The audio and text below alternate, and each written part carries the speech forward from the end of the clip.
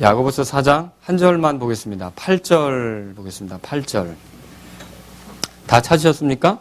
네, 그러면 우리가 찾았으니까 한 목소리로 같이 하나님 말씀을 읽겠습니다. 함께 읽겠습니다. 하나님께 가까이 나아가라. 그리하면 그분께서 너희에게 가까이 오시리라. 너희 죄인들아, 너희 손을 정결하게 하라. 두 마음을 품은 자들아, 너희 마음을 순결하게 하라. 아멘. 예, 오늘 제가 여러분에게 드릴 말씀의 제목은 이 8절 중간에 보면 두 마음을 품은 자들아 이렇게 하는 부분이 있어요.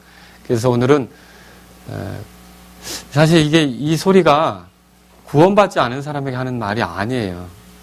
구원받은 사람이지만 두 마음을 품은 자들이 있다는 거죠. 그래서 두 마음을 품은 자들아 하나님께 주시는 말씀 함께 살펴보기를 원합니다. 잠깐 기도하겠습니다. 우리 주님께서 오늘 이 시간도 저희들과 같이 하심으로 우리가 하나님께 경배할 수 있고 하나님의 이름을 높이고 찬양하며 사랑하는 성도님들과 함께 교제하면서 용기를 북돋아주고 시간을 보낼 수 있게 해주신 것 감사합니다. 주님의 은혜가 풍성한 시간이 되게 도와주옵소서. 이 시간 말씀을 전할 때 저를 하나님께서 하나님의 영광을 위한 도구가 되게 해주시고 제 부족함들은 다 주의 은혜 속에서 감춰주시고 우리 주님께만 기쁨이 되고 사랑하는 성도님들에게 또 유익이 되도록 이 말씀을 사용해 주옵소서. 예수님의 이름으로 기도합니다. 아멘. 자, 야고보서는 본질적으로 어떤 책이냐? 사실 이 책에 대해서 행위에 대해서 너무 많이 말을 하고 있기 때문에 어떤 사람들은 이거 성경에서 좀 없애야 된다 그렇게 말하는 사람도 있었어요. 예전에. 우리가 은혜로 구원받는 거 맞죠? 은혜를 통해 믿음으로 구원받는 게 맞습니다. 그런데 이 야고보서는 행위에 대해서 되게 강조를 하고 있어요. 다시 말하면 믿음이 있다고 말하면서 행위가 없다. 그러면 성경 읽어봤죠? 예, 한번 찾아보세요, 여러분. 그 2장 17절 앞에. 17절 다 같이 읽겠습니다. 이와 같이 믿음도 행위가 없으면 그것만으로는 죽은 것이니라. 그래서 이거 뭐 그렇게 살지 않으면 구원받지 못한 게 아니냐 이렇게까지 이제 논쟁이 되기도 하는 그런 주제라는 거죠. 근데 이 말씀은요, 정말 믿음이 있다고 한다면 행위로서 그 믿음을 입증할 수 있어야 된다는 겁니다. 행위로서 그 믿음을. 여기 보시면 또 그래서 19절에 이렇게 돼 있죠. 19절에 2장 19절입니다. 거기 20절입니다. 20절 시작. 그러나 오 허무한 사람아 행위 없는 믿음이 죽은 것인 줄 내가 알고자 하느냐. 그래서 여기 믿는데 행위가 없으면 죽은 믿음이다. 무슨 소용이 있겠느냐. 이렇게 얘기하는데 실상은 진짜 생명을 얻은 믿음이라면 행위로서 그 구원받은 삶을 입증해낼 수 있어야 된다라는 측면에서 말하고 있다는 거죠. 그래서 이 야고보서 기록자는 18절에 뭐라고 그랬습니까? 참으로 어떤 사람이 이르되 너는 믿음이 있고 나는 행위가 있으니 내 행위 없는 내 믿음을 내게 보이라. 이렇게 돼 있죠. 나는 내 행위로 내 믿음을 내게 보이리라. 이렇게 이제 하겠다. 그러니까 나는 내가 행하는 것으로 내가 믿음이 있다는 것을 입증하는 삶을 살겠다. 이런 뜻으로 말하는 거라는 거죠. 여러분 보세요. 분명히 믿음이 있는데 믿음이 있다면 거기에 걸맞는 행위가 있어야 되죠? 그래야 그 믿음이 진실한 믿음이라는 게 입증될 거 아닙니까? 근데 어떤 사람들은 보면 믿음은 있다고 말하는데 행위가 그게 아니에요. 믿는 사람답지 않게 살아요. 그리스도인답지 않게 살아요. 그래서 심지어는 그 사람 보면 교회 다니고 싶은 마음이 사라질 정도가 되고 너같이 믿을 것 같으면 나는 교회 안 다니겠다. 이런 말을 들을 수도 있다는 것이죠. 근데 그렇다고 해서 그 사람을 당신 구원받지 못했지라고 정죄하거나 비난하기는 어려움이 있어요. 왜냐하면 그 사람 안에는 분명히 예수님께서 십자가에서 못 박혀 죽으시고 부활하심으로 자기의 죄들로부터 자기가 건져진 그런 믿음이 있다라고 또 진술을 하거든요. 또 믿음 고백을 하거든요. 그러면 뭐가 문제냐는 거죠. 왜 그 사람이 분명히 믿음이 있다라고 얘기하는데 왜 삶에서는 이런 열매가 안 나타나가지고 계속 이런 야고보서 기록자가 행위로 좀 입증해봐라. 행함을 좀 드러내봐라. 이런 얘기를 해야 되느냐는 거죠. 그 이유는 다른 게 아니라 두 마음이 문제라는 거죠. 두 마음.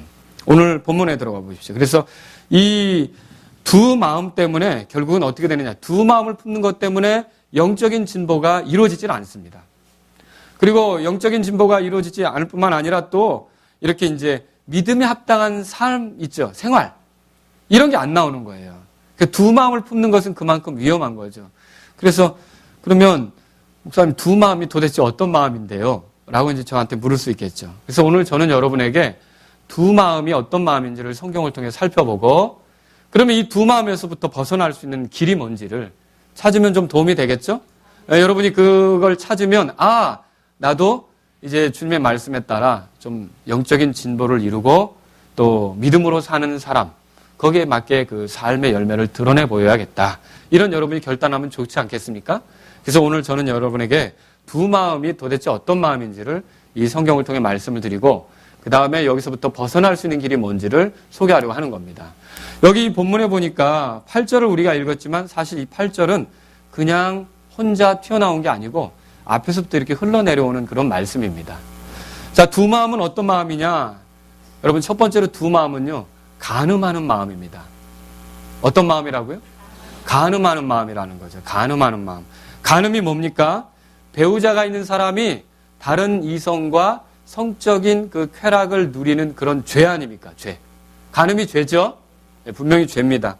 그런데 이 자기 배우자가 줄 수 없는 어떤 그런 잠깐의 즐거움, 잠깐의 그 달콤함, 죄라는 건 항상 그런 요소가 있어요. 안 그러면 누가 죄를 지으려고 하겠습니까? 죄는 묘하게 약간 잠깐 짜릿한 뭐가 있어요. 근데 그 잠깐의 즐거움을 통해 결국은 지켜야 될 약속, 이걸 허무는 거죠. 또 가져가야 될 관계, 이걸 허무는 거죠. 그래서 이 간음이라는 건 뭐냐면 결국 자신의 배우자에게 신실하지 못한 행동이 되는 건데, 결혼 서약에 신실하지 못하게 되는 거죠. 제가 우리가 잘 아는 목사님 중에 한 분이 결혼식을 주례하던 것이 기억이 납니다. 그때 어떻게 기회가 있어서, 제가 이름만 대면 여러분이 아시는데 경상도 사투리를 쓰시는 분인데, 그분이 이제 결혼 주례를 할 때 제가 참석했다가 깜짝 놀랐어요. 뭐라 그랬냐면 이제 이렇게 묻더라고요. 그 목사님 뭐라 그러셨냐면, 아무아무개 군은 이렇게 했죠. 이제 결혼 서약을 하는 겁니다. 아무아무개 군은 기쁠 때나 슬플 때나 건강할 때나 아플 때나 부유할 때나 가난할 때나 어느 때든지 한결같이 그리스도께서 아내인 교회를 사랑하듯 한눈 팔지 않고 오직 아무아무개 양만을 사랑하시겠습니까? 그랬어요. 그래서 제가 그때 한눈 팔지 않고 라는 말을 들었을 때, 특이한 결혼 서약이다. 근데 제대로 된 결혼 서약이다. 이렇게 생각을 했습니다. 사실 한눈 팔기 시작할 때 문제가 생기는 거예요.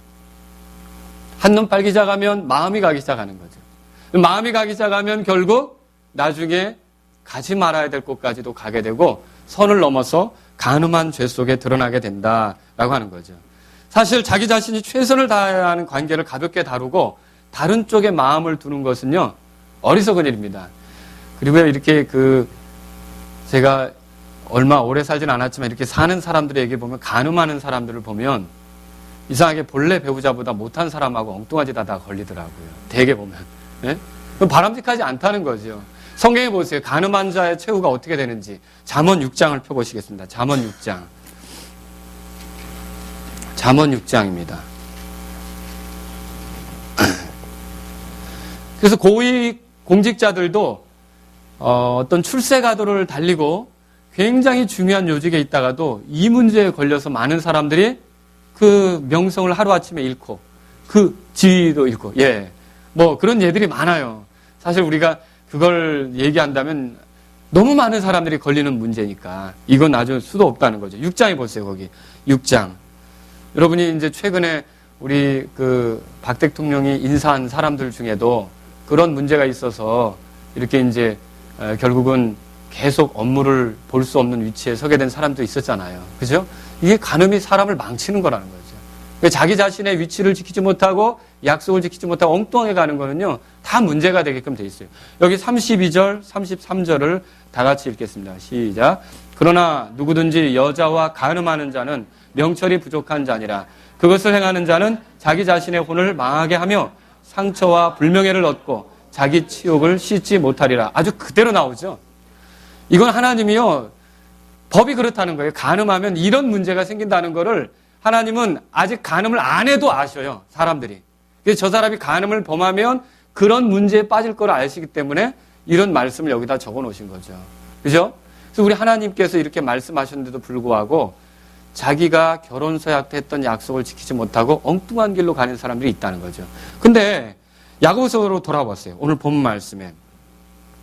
제가 왜 간음하는 마음이 두 마음이냐, 그렇게 이제 두 마음이다, 그렇게 말씀드렸냐면 4장 4절에 그게 나온다는 거죠. 4장 4절에. 4장 4절에 다 같이 읽겠습니다. 너희 간음하는 남자들과 간음하는 여자들아, 세상과 친구가 되는 것이 하나님을 대적하는 것인 줄 너희가 알지 못하느냐. 그러므로 누구든지 세상의 친구가 되고자 하는 자는 하나님의 원수가 되느니라. 자, 여기 간음하는 남자들과 간음하는 여자들은 그리스도인들을 말하는 겁니다. 사실 우리가 예수님을 구주로 모실 때는 예수님을 주님이라고 인정했어요. 맞죠? 예수님을 주님이라고 인정하면 예수님을 높이고 그분의 명령과 그분의 원함을 존중하고 받들어 살기로 하는 거 아닙니까? 그죠? 그런데 이렇게 하기로 한 우리가 사실 우리의 관심과 애정, 충성심을 이 주님께 드리기보다는 엉뚱한 것에 더 주는 거예요. 뭐가 있을까요? 예, 그 직장 문제도 여러분 그게 하나가 될 수도 있습니다. 사실 우리의 삶은 이런 직장을 얻을 수도 있고 이런 직장을 얻을 수도 있어요. 맞습니까? 그러나 우리가 예를 들어서 예수님을 믿을 수 있고 또 다른 것도 믿을 수 있고 이거 됩니까? 우리는 평생에 누구만 믿는 거예요? 예수님만 신뢰하는 거죠. 그런데 내가 이런 직장을 선택할 수도 있고 이런 직장을 선택할 수도 있는 그 문제에, 그 직장의 문제에 깊이 빠져서 내가 평생에 섬겨하는 그 주님으로부터 약간 멀어지는 거죠. 등을 돌리는 거죠. 내 헌신을 기다리고 있는 주님께 내 헌신을 드리지 못하는 거죠. 직장 문제. 공부 문제도 그래요. 아무리 공부가 중요해도 결국 우리는 이런 과정을 허락하면 공부를 할 수도 있고 다른 공부를 할 수도 있고 다양하게 할 수 있죠. 근데 주님을 섬기는 건 어때요? 뭐 주님을 섬기다가 다른 신을 섬기다 이렇게 할 수 있습니까? 우리에게 제일 중요한 거는 주 예수 그리스도를 섬기는 거예요. 공부 왜 하는 겁니까? 주 예수 그리스도를 위해서 하는 거 아닙니까? 근데 우리도 모르게 이 공부라는 거 빠져서 공부라는 게 빠진 게 뭐냐면 다행히 우리 교회는 여태까지 역사적으로 대학 지나간다고 고3 때 교회 휴학계 내는 사람이 휴교계라고 그럴까요? 휴교계 내신 분은 없었어요. 고3 때. 그쵸? 다 어김없이 와서 말씀 듣고 예배 드리고 이렇게 했단 말이죠. 여러분, 만일 우리가 열심히 주일학교 커와서 고3 돼가지고 우리 자녀들 키울 때 잘 생각하셔야 돼요. 고3 됐으니까 너는 좋은 대학을 가야 되니까 1년 동안은 그냥 오전 예배만 드리고 적당히 신앙생활 해라. 여러분, 이거 사실 주님을 향한 충성심과 애정과 주님에 대한 관심 이런 거 지금 등 돌리는 거예요. 이게 간음이라는 거죠. 이게 두 마음을 품는 거라는 거죠. 그 사람 안에는 주님의 영광을 위한 마음이 아니라 이 세상에서 잘 되기를 원하는 그 마음이 거기에 더 깔려서 주님에 대해 소홀하는 거 아닙니까? 사실 자기 배우자에게 잘해야 되는 마음이 자기 배우자는 무시하고 엉뚱한 데로 향하면 어떻게 되는 거예요? 안 되는 거죠. 돈 버는 것도 그렇죠. 돈 버는 거. 이 돈 버는 거 많이 벌 수도 있고 못 벌 수도 있는 거 아닙니까? 그렇죠? 근데 이게 너무 거기에 지나쳐서 내가 주님을 향하는데 주님이 내 경배를 받으시고자 예수님 피로 죄들을 용서해 주시고 주일날 기다리고 있는데 그 경배 자리로 나가지 않는 거예요. 왜? 왜 못 나가는데? 오늘 큰 거 있어. 오늘 큰 거 아주 사업거냐 이거 따면 진짜 내 11조 많이 할 수 있어. 저는 그거 아니라는 거죠. 정말로 우리는요, 이 주님 앞에서 우리 마음이 두 마음으로 갈리는지 안 갈리는지 이거 잘 점검해 봐야 돼요. 그래서 주님은 여기서 우리에게 두 마음은 간음하는 마음이라고 알려주는 거죠. 사실 이렇게 두 마음을 품는 사람들은 누구냐? 전날에 예수님을 주님이라고 시인하고 마음으로 믿어 구원받은 사람들이죠. 또 우리 중에 아무도 자기를 위해 살지 아니하고 아무도 자기를 위해 죽지 아니하고 우리가 살아도 주를 위해 살고 죽어도 주를 위해 사나니 살든지 죽든지 우리가 주의 것이로다라고 고백했던 사람들이라는 거죠. 그리고요, 나는 그리스도 안에서 새로운 피조물이라다. 이런 새로운 피조물이라고 고백했던 사람들 중에서 마음이 이렇게 갈리는 사람들이 생긴다는 거죠. 이건 문제라는 겁니다. 자, 그런데 그렇게 마음이 갈릴 때 그 사람은 어떻게 되느냐? 4장 4절에 보니까 세상의 친구가 된다. 그렇게 되어 있어요. 세상의 친구가 된다. 세상의 친구가 된다. 그럼 이 세상은 뭐냐면 하나님을 대적하여 형성된 그런 세상 체계를 말하는 거예요. 그래서 하나님으로부터 등을 돌리고 자신들의 그 불경한 의도를 마음껏 도출하면서 제멋대로 가는 그런 체제 있죠. 이걸 우리가 여기서 세상이라고 말하는 거죠. 그래서 이 세상과 친구가 되면 어떻게 되겠습니까? 적군과 합세하는 꼴이 되는 거죠. 적군과 합세한다. 결국 그렇게 선 사람은 간음하는 남자들과 간음하는 여자들과 같이 된다라고 하는 거죠. 이 개인에게 있어서 이거 참 중요해요. 교회도 마찬가지예요. 교회도 영적인 간음을 할 수 있을까요? 예, 교회도 영적 간음을 할 수 있죠. 사실 성령님을 따르기보다 인간 정치를 따르기 시작할 때, 그리고 사역보다 돈을 우선시하고 재정을 따질 때, 그리고요 훈련보다 재미를 추구하는 교회가 될 때, 이거 지금 세상으로 가는 거예요. 그리고 불변의 진리를 추구하는 것보다 문화라는 이름으로 세상 문화를 받아들이기 시작할 때, 그리고요 절대적인 진리를 시대의 흐름으로 대체할 때 교회는 결국 영적으로 타락하는 거죠. 간음하는 거예요. 그래서 동성애자들도 구원받아야 될 대상인 거 알고 있죠? 그런 사람들을 만나면 우리가 그들을 위해 기도하고 회개하도록 정말 마음으로 주님께 요청해야 된다는 거 알고 있죠? 그러나 어때요? 동성애를 지지하는 거는 옳습니까?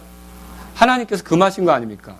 그런데 오늘날 세상의 흐름이 다 그렇지 않느냐라고 교회도 거기에 편승해서 그 동성애를 지지하게 되면 어떻게 될까요? 간음하는 거죠. 간음하는 것이 된다는 거죠. 정치 참여, 그리스도인들 정치 참여하면 돼요, 안 돼요? 어려운 질문이죠? 이 정치 참여를 왜 못합니까? 여러분 투표도 해야 되죠? 내가 여기서 국회의원 나오면 돼요, 안 돼요? 나올 수도 있죠. 그리고 다른 어떤 그 정치적인 시도들을 할 수 있지 않습니까? 그렇죠? 어떤 의견을 개진할 수도 있고, 더 좋은 세상이 되도록 노력할 수도 있고, 그렇게 하는 거 아닙니까? 그런데 그 그리스도인들끼리 이 나라를 어떻게 보면 이렇게 이제 하나의 움직일 수 있는 그런 조직을 만들기 위해서 그리스도인 이름으로 정당을 만들고, 그리스도인들끼리 이렇게 어떤 정치 활동을 하고, 모든 교회가 거기 가입되고, 여러분 이건 어떻게 주님의 뜻인 것 같습니까? 이건 아니라는 거죠. 교회하고 국가가 분리되는 그런 관점에서 볼 때 이것은 어울리지 않는 행동이라는 것이죠. 근데 이런 쪽으로 세대 흐름이 이러니까 우리가 그렇게 할 수밖에 없다. 여러분 이건 다 지금 세상에 물을 먹는 거고 간음하는 꼴이 되는 것이다 라고 하는 것입니다. 반항적인 음악을 듣고요. 또 어떤 좋지 못한 영화들에 깊이 이렇게 중독이 되고요. 이렇게 하면서 세상이 만들어 놓은 사악한 것들에 내가 길들여져서 그걸 후원하고 그걸 또 위해서 돈을 쓰고 그걸 위해서 또 시간을 내주고 자꾸 봐줘서 인기 있게 만들어주고, 여러분 이거 우리에게 어울리는 겁니까? 아니라는 거죠. 자, 하나님께서는 자신의 백성을 향해 뭐라 그랬냐면, 주 우리 하나님은 한 주이시니 너는 내 마음을 다하고 혼을 다하고 힘을 다하여 주 내 하나님을 사랑하라. 들어보셨습니까? 마음을 다하여서 하나님을 섬기려면 두 마음을 품어서는 안 된다라는 것을 기억하시기 바랍니다. 이거 간음하는 마음이에요. 그리고 간음하는 마음을 가지면요, 세상과 친구가 되는 거죠. 그러면 하나님과는 어떤 관계가 됩니까? 하나님과 대적 관계가 돼요. 이 야고보서 2장 보세요. 앞에 야고보서 2장 23절에 보면, 이에 아브라함이 하나님을 믿으니 그것을 그에게 의로 인정하셨느니라 하고 말씀하시는 성경 기록이 성취되었고, 그는 뭐라고 돼 있어요? 믿음으로 사는 사람은 뭐라고 불려져요? 하나님의 친구. 그러나 이 믿음을 내려놓고 세상과 타협하기 시작하는 사람, 하나님의 친구가 아니라 뭐가 돼요? 하나님의 대적이 된다는 거죠. 여러분 두 마음을 품으면, 예를 들어서 아주 단적인 예로 제가 결혼 생활을 해서 사는데 제가 두 마음을 품게 되면, 결혼 생활에 있어서 두 마음을 품게 되면 제 아내에게 원수 노릇을 하는 거죠. 제 아내에게 가슴 아픈 일을 하는 거죠. 제 아내에게 대적이 되는 거죠. 여러분 이것은 주님께서 기뻐하시지 않는다는 거죠. 그래서 간음하는 마음은 마음이 나뉘는 거, 간음하는 마음은 하나님께서 기뻐하시지 않는다는 겁니다. 두 번째로 생각해 볼 건 뭐냐면, 두 마음은요, 교만한 마음이다라고 하는 거죠. 교만한 마음. 은혜는 언제나 겸손한 자의 몫입니다. 그렇죠? 하나님께서는 교만한 자를 물리치시고 겸손한 자에게 은혜를 주시는 분이십니다. 그렇죠? 하나님은 언제나 은혜를 더 주시려고 해요. 더 많은 은혜를 주시려고 하시는 분이 하나님이셔요.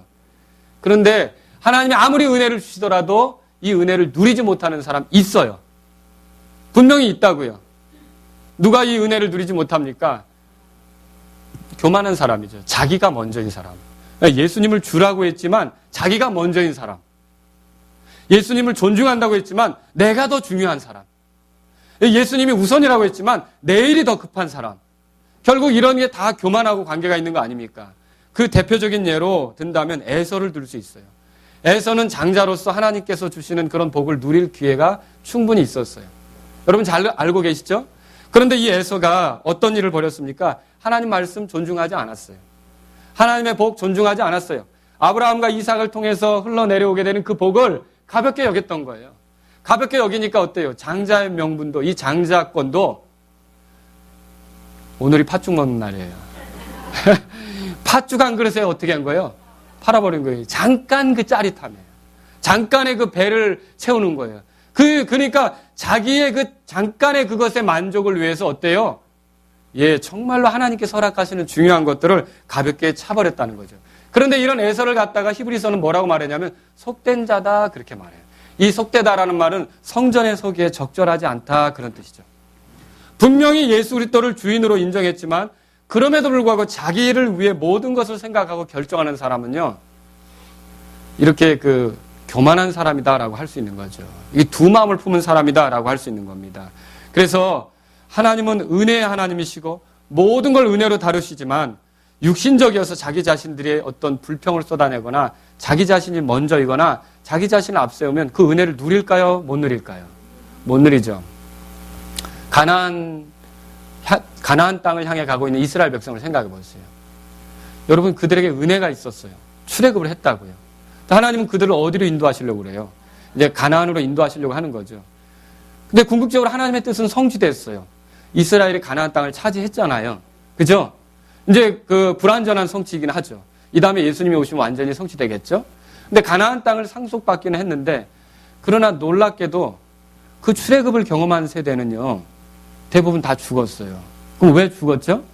이 사람들은 은혜를 찬 거예요. 자기가 중심이 된 거죠. 자기 자신이 먼저가 된 거죠. 그래서 마음에 안 들면 자기에게 마음에 안 들면 어떻게 해요? 불평을 쏟아놓죠. 원망을 쏟아놓죠. 감사치 않죠. 이런 것들은 결국 하나님의 은혜를 경험할 수 없게 되는 거죠. 그럼 왜 이 사람이 불평을 합니까?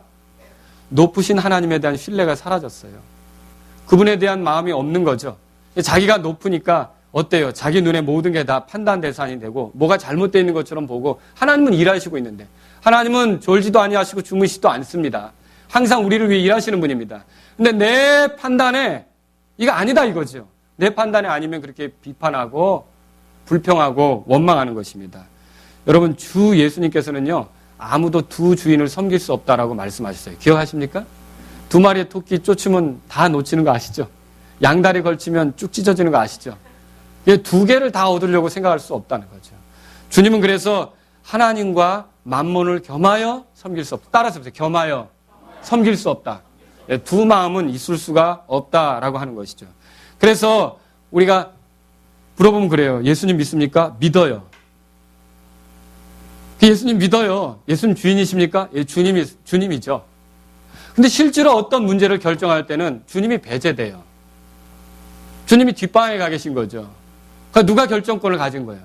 내가 무슨 공부를 하든지, 내가 무슨 직장을 들어가든지, 내가 결혼을 어떻게 하든지 다 내가 결정권을 가지는 거예요. 이게 두 마음이라는 거죠. 여러분 예수님은 절대로 우리 안에서 허수아비가 아닙니다. 예수님은 우리에게 실질적으로 권한을 가지신 분이고 우리에게 명령하실 수 있는 분이고 우리를 옳게 인도하실 수 있는 능력 있는 분이십니다. 우리가 예수님을 그저 허수아비로 생각해서 정말 중대한 문제는 예수님께 안 묻는 거예요. 예수님이 이걸 기뻐하는지 고려하지 않는 거죠. 예수님의 생각이 어떠한지 알고 싶지도 않은 거죠. 누구 멋대로 결정하는 거예요. 여러분 그러면요. 예수님을 주라고는 고백했지만 결국 한쪽으로는 내가 주예요. 이 두 주인을 섬기니까 이 사람의 신앙이 잘하겠느냐는 거죠. 이 사람이 믿음의 행위를 보일 수 있겠느냐는 거죠. 절대로 보일 수가 없다라고 하는 거죠. 이중 간첩은 문제가 생겨요. 그 블라드 푸틴 러시아 대통령 아시죠? 이분이 이제 KGB 출신이에요. 출세하려면 러시아에서는 KGB 출신이 돼야 돼요. 그런데 이 사람의 동기생 중에 하나가 있었어요. 빅토르 마가모프라는 사람이에요. 지금 한 58 정도 됐어요. 근데 똑같이 그 훈련 받았어요. 동기예요. 서로 잘 알죠. 근데 이 사람은 지금 영국에서 실업급여 타먹으면서 굉장히 어렵게 살고 있어요. 근데 왜 그렇게 됐느냐? 이 사람이 이제 그때 러시아가 한창 이렇게 이제 동구권에 이렇게 중요한 나라였을 때 소련이라고 그랬잖아요, 우리가. 그때 이 영국으로 스파이로 간 거예요. 근데 스파이로 갔는데 어떻게 활동하다 보니까 KGB가 자기의 그런 그 집안에 정교회 출신의 그 부모님들도 있었고 이런데 자기 집안이 몰살시킨 조직이 자기가 훈련받은 KGB라는 걸 알게 된 거예요. 그래서 몹시 혼란을 빚게 된 거죠. 그래서 이거 어떻게 해야 되느냐 하는데 그때 영국의 어떤 여자분하고 사랑에 빠지게 됐어요. 올가라고 하는 여자인데 이 여자랑 사랑에 빠졌는데 이 여자가 점점 이 남자를 회유시킨 거예요. 다 거기서 그래서 돌아와라. 돌아오면 우리가 영국에 이렇게 국가하고 연결시켜서 당신이 여기 와서 잘 살게 해주겠다. 그 말을 들은 거죠. 그래서 그 말을 들어가지고 어떻게 합니까? 정보 기밀들을 이렇게 빼주기 시작한 거예요. 빼주기 시작했는데 나중에 그게 탄로났어요. 탄로나서 붙잡혀서 러시아에서 10년 동안 수감생활을 하게 된 거예요. 수감생활을 했는데 그 수감생활하는 중에 나중에 이제 어떻게 됩니까? 이 러시아가 무너지게 됐죠? 그러면서 모든 정치범들이 석방이 된 거예요. 석방이 되면서 그때 러시아 국적에 있지만 이 사람이 계속 영국의 그 대사관과 이런 데 문의해서 어떻게 했냐면 당신들이 약속을 지켜라. 나 영국을 위해서 일했는데 왜 나를 도와주지 않느냐. 결국 그 사람을 핀란드를 통해서 이렇게 영국으로 탈출시키는 일을 했던 거예요. 근데 올가라는 여자는 사라졌어요. 어디로 갔는지. 그리고서 벌써 몇 년이 지났으니까. 근데 나중에 알고 보니까 그 여자도 영국의 무슨 M16 정보국 요원이었어요. 그래서 모든 정보를 다 주고 뭐 이렇게 했는데 영국에 돌아보니까 그 사람 평생 하던 일이 뭐 총 쏘고 사람 암살하고 정보 캐내고 이런 건데 직장을 구할 수가 없는 거예요. 직장을 구할 수가 없으니까 그때부터 영국에서 이제 실업급여를 타면서 어렵게 이렇게 보내고 있는 거죠. 어렵게 보내고 있는데 이제 이 사람이 나중에 사는 말이 그때 이중 간첩질을 안 했더라면 내가 지금 저 블라디 푸틴 옆에서 엄청난 일을 했을 텐데. 여러분 제가 왜 이 말씀을 드리냐면 사실 우리가 그리스도인으로 살아가면서 두 마음을 품으면 그리스도의 진영에 이 영광스러운 충직한 그런 사람으로 드러나기가 어렵다는 것이죠. 나중에 영광스러운 그런 그리스도의 군사들을 호명하면서 시상할 때 우리가 거기에 있기가 어렵게 된다는 거죠. 저와 여러분들이 그래서 이렇게 두 마음이 아닌 온전한 마음으로 주 예수를 섬길 수 있는 그런 사람들이 될 수 있기를 주의 이름으로 바랍니다. 이런 사람들은 어때요? 두 마음의 사람들은 내가 아니요 그리스도께서 내 안에 사시느니라 이런 고백할 수 있어요?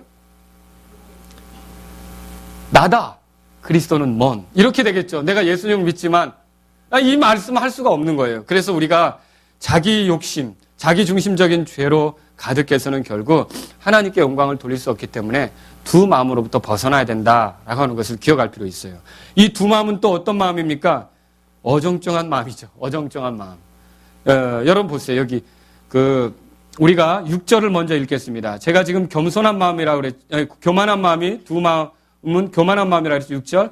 그러나 그분께서 더 많은 은혜를 베푸시나니 그러므로 그분께서 이르시되 하나님께서는 교만한 자들을 물리치시나 겸손한 자들에게 은혜를 베푸시느니라. 그리고요. 어정쩡한 마음이라고 그랬는데요. 야고보서 1장 가보세요. 어정쩡하다는 말은 내심 의심스러우며 꺼림직하게 여기는 마음이에요. 주님에 대해 온전히 신뢰할 수 없어서 불안해하는 거죠. 예수님께서 내 구원을 다 이루신 걸 믿습니까? 네, 여러분 믿으시죠? 그리고 내 앞날은 예수님께서 인도해 줄 거 믿습니까? 에이. 안 믿는 것 같은 분들도 있어요. 열심히 내가 뭘 해야 되는 것 같지. 사는 것도 그렇고. 여러분 우리가 이 주님께서 우리를 구원하실 때는 우리를 절대로 방치하시지 않습니다. 그 주께서 자신의 백성들이 굶거나 어렵게 사는 거나 또 이 세상에서 이 세상에 살아가는 동안 하나님 앞에서 모욕적인 그런 삶을 사는 걸 원치 않으신단 말이죠. 주님이 우리를 인도하실 수 있다는 것입니다. 야고보서 1장 보세요. 6절에. 그러나 그는 믿음으로 구하고 조금도 흔들리지 말지니 흔들리는 자는 마치 바람에 밀려 요동하는 바다 물결 같나니. 흔들린다는 걸 얘기하죠. 그 사람은 자기가 무엇을 주께 받을 줄로 뭐라고 돼 있어요?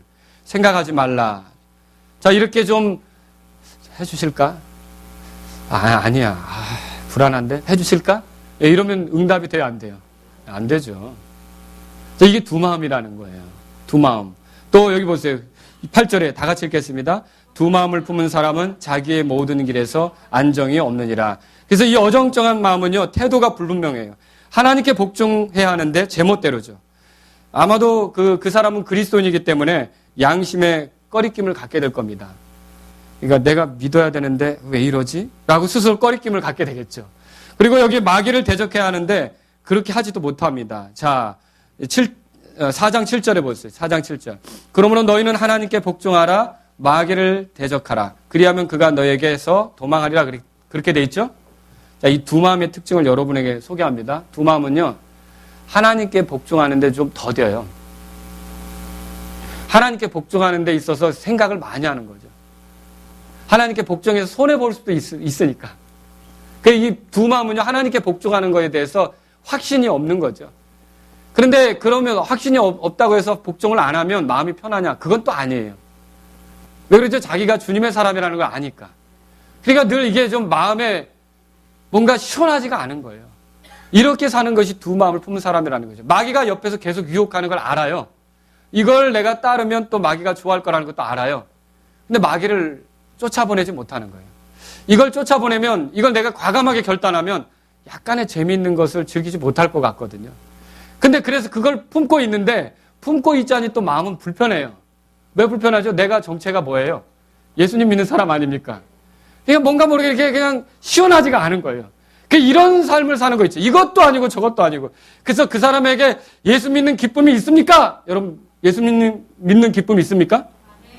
이거에 대해서 물어볼 때 예수님 믿는 기쁨이 있습니까? 라고 물어보면 바로 아멘! 기쁨이 있습니다가 안 나와요. 여러분 한번 물어보세요. 이 시간 내 자신에게. 예수님 믿는 기쁨이 있습니까? 예수님을 따르는 즐거움이 있습니까? 근데요, 이 어정쩡한 마음에 있는 사람은요, 말이 안 나오는 거예요. 분명히 그렇게 하면 좋다는 것도 아는데 내가 그거 어정쩡한 상태에 있으니까. 근데 왜 예수님 믿는데 이걸 가지고 가면서, 이게 바로 두 마음 때문에 이렇게 된다는 거죠. 두 마음 때문에. 우리의 삶을 돌아보십시오. 하나님께 복종이 되지 않는 삶을 버리려는 열망이 여러분에게 있습니까? 버려야 하는 것은 알지만 쉽게 결단하지 못하는 마음이 두 마음이에요. 또 마귀가 달아나지 않고 늘 내 마음을 흔드는데 괜찮습니까? 아니죠. 그런데 그래서는 안 되는 줄 알면서도 마귀가 주는 달콤함 때문에 그걸 이렇게 내려놓지 못하는 거예요. 내려놓지 못하고 이렇게 붙잡고 있는데 굉장히 꺼림직하죠, 마음이.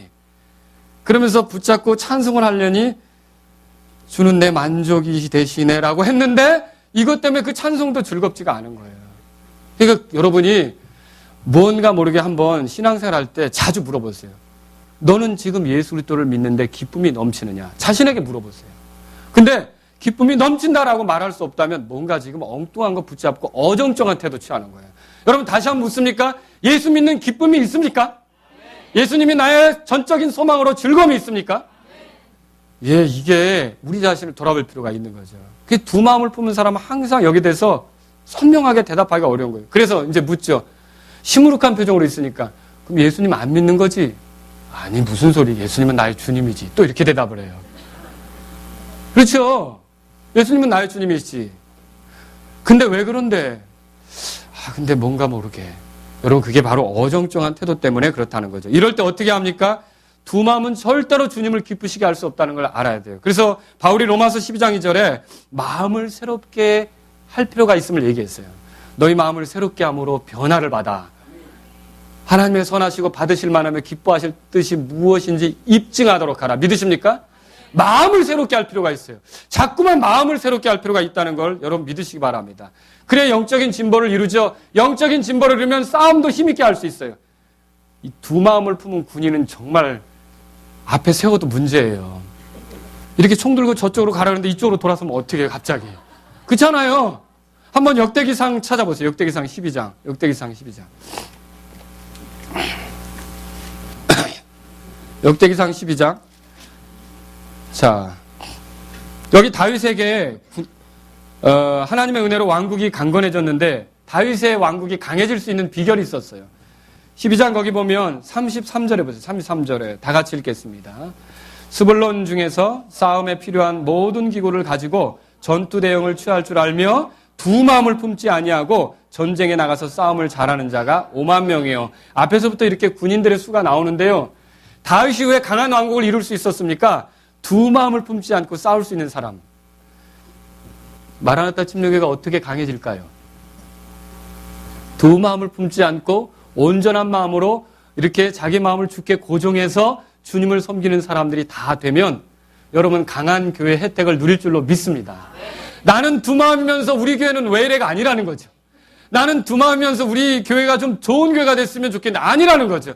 내 마음이 온전히 하나님께 고정되기 시작하면 이 교회 강한 교회 될 줄로 믿습니다. 우리 마음이 주님께 고정이 돼야 된다는 거죠.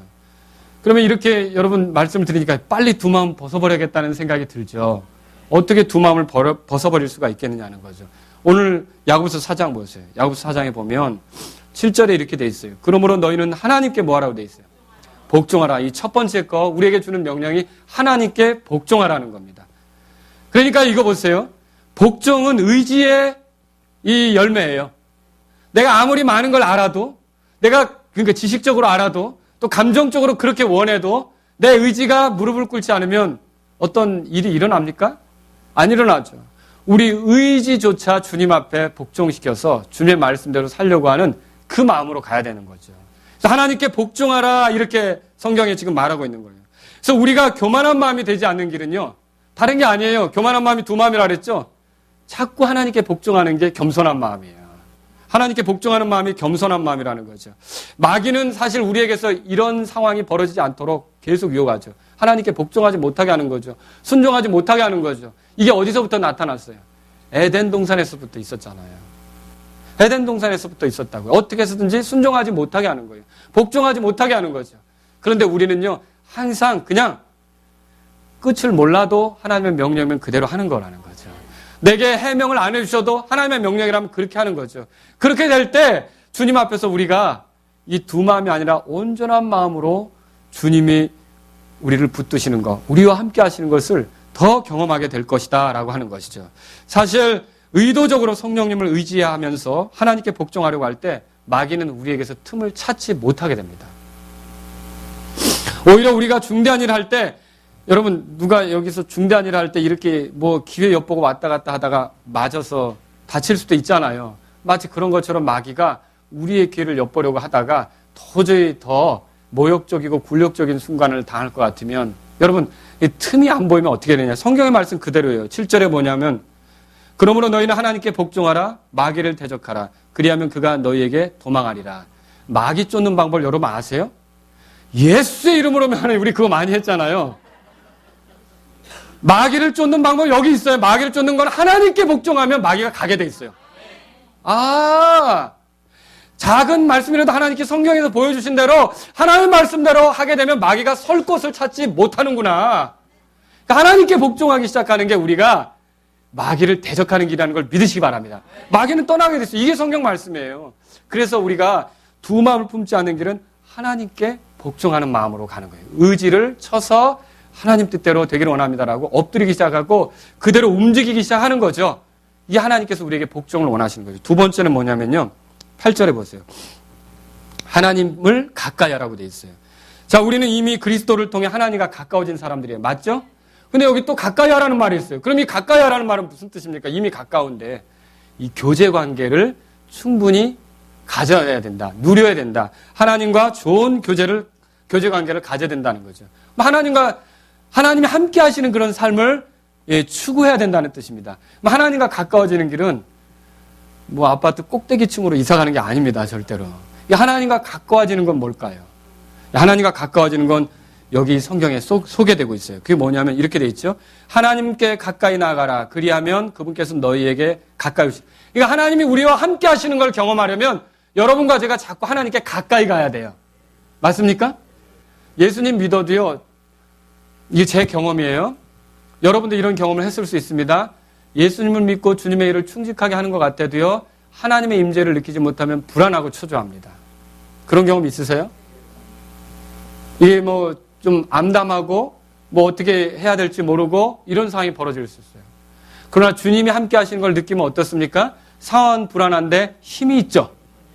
여러분 그런 거 경험하십니까? 예, 우리가 주님이 함께 하시는 것을 경험할 필요가 있다는 거죠. 근데 주님이 함께 하는 것, 주님이 우리를 가까이 하시는 건 내가 주님을 가까이 하려고 할 때 또 그렇게 된다는 거죠.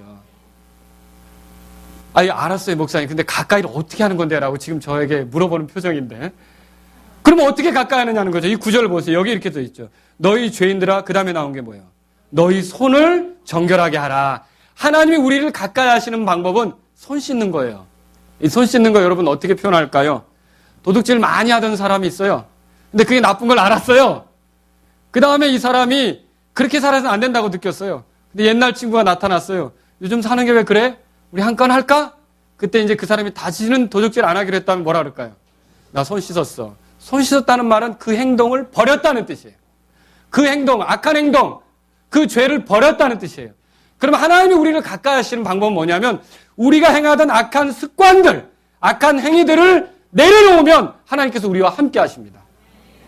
이거 어떻게 이렇게 말할 수 있습니까? 하나님은 거룩하신 분이에요. 죄를 기뻐하시지 않아요. 죄가 넘쳐나는 곳 하나님이 같이 가서 어울리면서 그래 잘하고 있다, 복이다, 은혜다 이렇게 말씀 못하신다는 거죠. 하나님은 악이 주와 함께 유하지 못한다고 말씀하셨어요. 그렇죠? 죄가 있으면 하나님과 멀어질 수밖에 없어요. 하나님을 가까이 하는 길은요, 내 안에서 죄를 몰아내는 거예요. 내가 자꾸만 행하는 나쁜 습관들 있죠? 이거 분명히 양심에 걸리는 거 있죠? 하나님 말씀에도 아닌데 어정쩡하게 붙잡고 있는 거 있죠? 그런 태도들 있죠? 이런 것들을 씻어버리는 거예요. 그 행동 다시 안 해? 라고 마귀가 속삭일 때 손 씻었어. 한번 해봐. 재밌는 건데 옛날 그거 달콤한 거 또 해보지 않아? 손 씻었어. 여러분이 그런 행동을 내려놓을 때 하나님께서는 어떻게 하냐? 우리가 하나님을 가까이 하려고 하는 걸로 알고 우리에게 가까이 하시는 줄로 믿으시기 바랍니다. 그래서 요셉의 경우를 생각해 보세요. 요셉은요, 보디발의 아내가 다가올 때 그 이전에 이미 성경이 뭐라고 썼냐면 하나님이 함께 하심으로 형통했다고 돼 있어요. 알죠? 그래서 이 보디발의 집안 감독자가 됐잖아요. 그러니까 이 요셉이 느끼는 복은 뭐냐면 하나님이 함께 하시는 거예요. 복이 뭐냐면 돈이 많아지는 거 아닙니다. 복이 뭐냐면 뭐 이렇게 그 지위가 높아지는 거 아니라 복이 뭐냐면 하나님이 함께 하시는 게 복이에요. 하나님이 복의 근원이에요. 하나님을 통해 모든 걸 누릴 수가 있는 거죠. 그렇죠? 하나님이 함께 하시는 게 복이라는 거죠. 그런데 이 요셉에게 유혹이 왔는데 이 여자가 달콤한 혀로 다가온다는 거죠. 나하고 눕자. 근데 여기서 요셉이 생각한 건 뭡니까? 하나님을 생각한 거예요. 하나님이 함께 하신다는 걸 알았던 거죠. 지금 이 복을 누리게 한 분도 하나님이고, 그죠? 앞으로 내게 더 큰 복을 누리게 할 분도 하나님이고, 그런데 만약 내가 하나님이 싫어하는 일을 하고 죄를 지으면 하나님이 함께 하실 수 있을까요? 하나님이 멀리 계실 수밖에 없을까요? 예, 영원히 함께하는 하나님이시지만 교제 관계로 우리가 멀어질 수 있다는 거죠. 그러니까 내가 하나님 앞에서 어떻게 죄를 지으리요? 하나님을 사랑하는 마음으로 하나님을 꼭 붙잡았던 거죠. 그래서 나는 그런 거 아니야! 라고 이렇게 하면서 요셉이 달아났던 거 아닙니까? 그런데 그리고 나서 하나님이 그를 버리셨느냐? 아니라 감옥에 들어갔는데도 성경을 읽어보시면 알아요. 하나님께서 함께 하셨다. 복은 여전히 유지됐다는 걸 믿으시기 바랍니다. 그래서 하나님이 함께 하시는 것이 복인데 우리가 이런 하나님이 함께 하는 건요, 우리의 그 삶 속에 죄악된 습관들, 죄악된 행위들, 이 어정쩡한 태도들, 지체들을 용서하지 못하고 내 마음에 품고 가는 거 있죠? 이거 좋지 않은 겁니다. 또 하나님이 기뻐하시지 않는 그 말 습관들 있죠? 이런 것들을 내가 아주 고칠 의도도 없이 그냥 나는 어차피 그런 사람이야 라고 가는 거 좋지 않은 거라는 거죠. 이런 모든 것들에 대해서 손 씻는 것처럼 한번 그렇게 말해봐 후련해 이럴 때 나 이미 손 씻었어. 여러분 이것이 하나님께서 우리 가운데 함께 하시고 결국 우리와 같이 하시고 더 가까워지는 것이고 두 마음을 버렸기 때문에 온전히 주님과 밀접하게 연합되는 길인 걸 믿으시기 바랍니다. 이렇게 되는 거죠. 그래서 하나님께 가까이 갈 수 있는 게 이렇게 손을 씻는 거예요. 여러분 오늘 씻어야 될 게 뭔지 한번 생각해 보세요. 진짜 그거 내가 손 씻어야지 안 되겠다. 그런 거 있을 수도 있어요. 그렇죠? 또 여기 보세요. 하나님께 가까이 갈 수 있는 길은 다른 게 아니에요. 뭐냐면요. 이 뒤에 보니까 이렇게 써 있죠. 두 마음을 품은 자들아 너희 마음을 순결하게 하라 그랬어요. 여기 마음을 순결하게 한다는 것은 악한 생각조차도 중단한다는 거죠. 행동으로 드러나지 않으면 괜찮다는 생각 잘못입니다. 주님은 마음으로 미워하는 것이 살인이라고 그랬고요. 여자를 보고 마음으로 음욕을 품는 것은 간음이라고 그랬고요. 마음에서 바르지 않은 것들을 다 제거하는 거죠. 마음으로 했고 그 겉으로 드러나지 않아서 문제없다. 아니라는 거예요. 마음에서 자꾸 훈련이 된 건요. 결국 실행에 옮기게 돼 있어요. 사람 이상하게요. 그때는 정직해지려고 그래요. 아니 속과 겉이 다르네. 이러면 안 되지. 내 마음에 있는 걸 한번 해봐. 그래서 결국 어떻게 돼요? 마음으로 자꾸 훈련된 게 겉으로 실행에 옮겨지는 게 꽤 정직한 척을 하지만 마귀에게 넘어가는 거죠. 그래서 마음을 순결하게 하는 것이 필요하다라고 하는 것입니다. 그래서 마음이 무뎌지고 이게 단단해져가지고 죄가 죄인 줄로 인식하지 못하기 시작하는 건 여러분 큰 위험입니다. 그래서 내 마음 안에서 이게 꺼리낌이 되는 죄, 아직 드러나지 않았지만 품고 있는 악의 이런 모든 것들을 여러분 내려놓으실 수 있기를 바랍니다. 그렇게 내려놓을 때 온전히 하나님과 하나가 될 수 있는 거예요. 온전히 주님과 연합해서 기쁘게 살아갈 수 있는 거죠. 여러분, 그래서 내가 무엇을 마음으로 추구하고 있는지 돌아보세요. 어쩔 때는 사람에게 보복하고 싶어서 막 몸이 막, 그거를 여러분이 그렇게 하고 있는 순간이 아니라 내가 그렇게 하고 있을 때 이렇게 겉에서 한번 보라는 거죠. 그 꼴이 얼마나 우습고 초라한지. 어쩔 때는 어느 죄를 지으려고 막 초조하게 막 생각하고 계산하고 움직이는 거. 여러분, 근데 술 먹을까 마실까? 저거 받을까 말까? 이런 거를 한번 여러분이 그 술자리에 있는 것을 한번 객관적으로 보라는 거죠. 내가 무엇을 하는 것에 대해서 자꾸만 한번 생각해 보라는 거죠. 우리가 그렇게 함으로써 주님의 임재를 다 깨뜨려버리는 어리석은 자가 돼서는 안 된다는 거예요. 그래서 마음을 순결하게 하라. 여러분, 주님은 우리에게 이렇게 말씀하고 있습니다. 또 여기 하나 더 보겠습니다. 그게 뭐냐면 하나님을 가까이 하는 길은, 하나님을 가까이 하는 길은 뭐예요? 이렇게 손을 씻는 거죠. 마음을 순결하게 하는 거죠. 그 다음에 여기 보시면 이렇게 되어 있어요. 9절에. 다 같이요.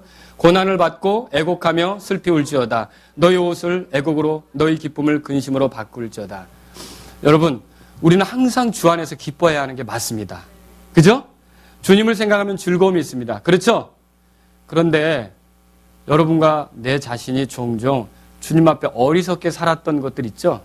이런 것들에 대해서 정말 진지하게 분하게 느낄 필요가 있다는 거죠. 내가 예수님의 십자가의 모욕적인 삶을 어떻게 더 살 수 있었을까? 어떻게 그 순간 그 날들을 그렇게 허비했을까? 정말로 그런 거에 대해서 깊이 통회하면서 뉘우치면서 다시는 그 같은 죄 속에서 내 날들을 허비하지 않으리라는 그런 각오로. 그래서 내가 이렇게 살 때 혹시 고난을 당하더라도 내가 고난을 당할 망정 이 내가 슬퍼하는 죄에 다시는 들어가지 않으리라 라는 그런 강한 열망을 가지고 주님을 바라볼 때 주님과 함께하게 되는 삶을 살게 되는 걸 믿으시기 바랍니다. 그때 주님이 가까이 하시는 거죠. 오늘 우리 자신을 돌아보세요. 그래서 두 마음의 사람이 아닌가 한번 돌아보세요. 아무것도 하나님께 받을 수 없는 형편의 사람이 아닌가 돌아보십시오. 영적인 진보를 이룰 수 없고 그리스도인답게 살 수 없다면 뭐가 문제가 있는 거죠. 간음하는 마음, 교만한 마음, 어정쩡한 마음으로 서 있지 않은가 돌아보십시오. 여러분, 오늘 두 마음을 버리기를 원하십니까? 마음을 정해서 주님께 전심전력하는 걸 원하십니까? 고린도후서 10장 보세요. 고린도후서 10장. 성경을 보세요. 거기 보면 5절에 이렇게 써 있어요. 우리는 상상하는 것과 하나님을 아는 지식을 대적하여 스스로 높이는 모든 것을 무너뜨리고 뭐라고 돼 있어요? 모든 생각을 사로잡아 그리스도께 순종하게 하며, 이렇게 할 때 6절에 너희의 순종이 이루어질 때에 모든 불순종하는 것을 응징하려고 준비되어 있노라 그랬어요. 그래서 우리가 마음을 주님께로 향할 때 하나님께 복종하는 게 가능한 거죠. 그렇죠? 여기 보면요. 모든 생각을 사로잡아 그리스도께 순종한다는 말이 결국 모든 마음을 주님께 집중한다는 뜻이에요. 그분께 맞춘다는 뜻이죠. 그럴 때 우리가 주님 앞에 순종할 수가 있는 거죠. 주께서 자신의 마음을 고정시키고 주님만을 신뢰하는 그런 사람들, 이런 사람들을 주님이 얼마나 가까이 하십니까? 저 한번 성경 찾아보실래요? 이사야서 26장 보세요. 하나님의 대적이 이렇게 보이는 자세보다 내가 하나님의 친구로서 드러나야겠다. 믿음을 가진 사람으로서 하나님 편에 서서 사는 게 나타나야겠다. 우리에게 이런 마음이 있어야 되지 않습니까? 저 사람 왜 예수님 믿는데 하나님 앞에 원수 노릇해? 이렇게 하는 것보다는 하나님의 친구로 드러나는 게 낫다는 거죠. 근데 어떻게 친구로 드러나느냐? 자, 보세요. 이사야서 26장 3절 보세요. 다 같이 읽겠습니다. 주께서는 생각을 주께 고정시킨 자를 완전한 평강으로 지키시리니 이는 그가 주를 신뢰하기 때문이라. 주께서는 생각을 주께 고정시켰다는데 바로 자기 마음을 주께 고정시킨 그 사람을 주님은 완전한 평강으로 인도하신다라고 했다는 거죠. 여러분, 그래서 하나님, 이제는 제 마음을 이렇게 두 마음이 아니라 주님께 고정시키길 원합니다. 내가 손을 씻기를 원합니다. 내 마음을 순결하게 가져가기를 원합니다. 그리고 내가 과거에 어리석게 예수님 믿는다고 하면서도 어리석게 살았던 그 순간에 대해 정말 깊이 통회하면서 다시는 그 같은 방식으로 들어가지 않기를 원합니다. 어려움이 내게 주어진다 할지라도 그런 길을 쫓지 않기를 원합니다. 주님, 저를 인도해 주십시오. 그러면 하나님께서 여러분과 가까이 하시고 마귀는 떠나고 여러분이 주님 앞에서 주님의 임재와 동행하심을 더 경험하게 될 줄로 믿습니다.